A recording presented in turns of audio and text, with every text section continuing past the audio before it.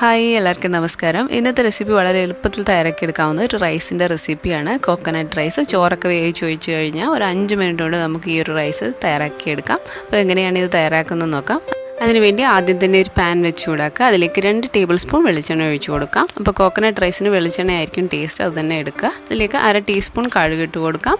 കടുകിട്ട് നന്നായിട്ടൊന്ന് പൊട്ടി വരുമ്പോൾ ഇതിലേക്ക് 1 ടീസ്പൂൺ ഉഴുന്നുപരിപ്പും 1 ടീസ്പൂൺ കടലപ്പരിപ്പും 1 ടേബിൾ സ്പൂൺ കപ്പലണ്ടിയും 1 ടേബിൾ സ്പൂൺ കാഷ്യൂനട്ടും കൂടെ ചേർത്തിട്ട് ലോ ഫ്ലെയിമിലിട്ട് നന്നായിട്ടൊന്ന് ഫ്രൈ ചെയ്ത് എടുക്കണം.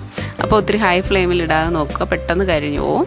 അപ്പോൾ ഈ കാഷ്യൂനട്ടൊക്കെ കളറൊക്കെ ഒന്ന് മാറി ചെറിയൊരു ഗോൾഡൻ കളറാകുന്നത് വരെ നന്നായിട്ടൊന്ന് ഫ്രൈ ചെയ്തെടുക്കാം.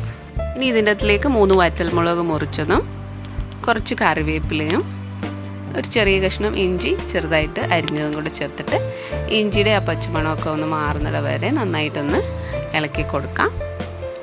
അതിനുശേഷം ഇതിൻ്റെ അകത്തിലേക്ക് ഒരു 2-3 നുള്ള് കായപ്പൊടിയും കൂടെ ചേർത്തിട്ട് ജസ്റ്റ് ഒന്ന് ഇളക്കിയെടുക്കാം.